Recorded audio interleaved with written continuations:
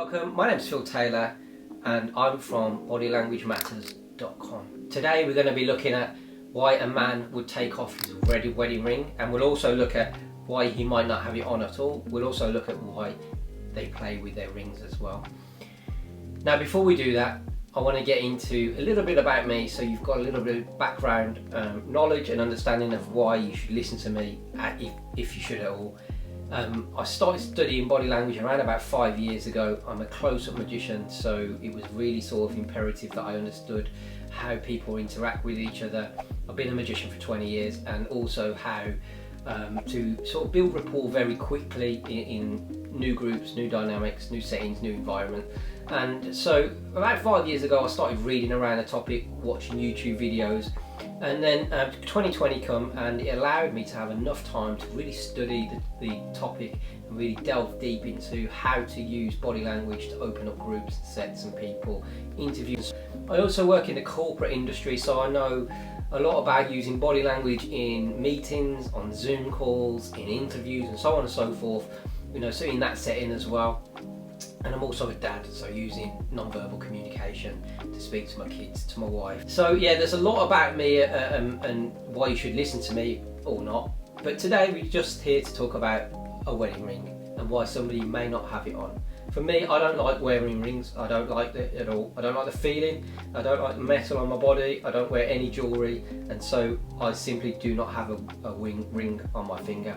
And so some men may not have a ring on their finger simply because if they're working on the tools, or if they're in a blue collar job, the ring might snag and cut the finger away or cut into the finger. And I've seen that many times across my career as well, where a piece of jewellery has been caught on something in a work environment and it's caused damage, and severe damage, and sometimes took a finger off.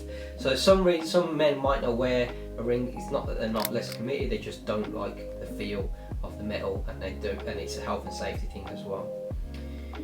So when we talk about somebody taking off their ring in conversation, we have to think about the context of where they are and who they're with. But for this conversation, it's about if the man or the male is with somebody they're attracted to. It could be anyone, let's just keep it in context. So the opposite sex, a woman. And if they're in conversation, it's just those two and there's a connection there, he might signal this, taking his ring off to the other person, putting it away in his pocket, simply to show a sign or non-verbal communication that relationship's over without saying anything.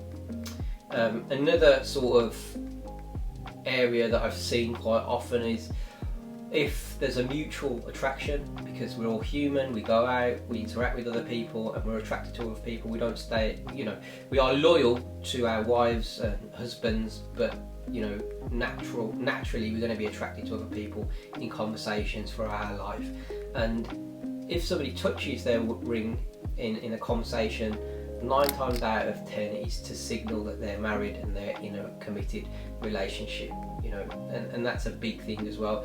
It's also to remind them that they're in that relationship and they've made those commitments and vows, which I think's admirable.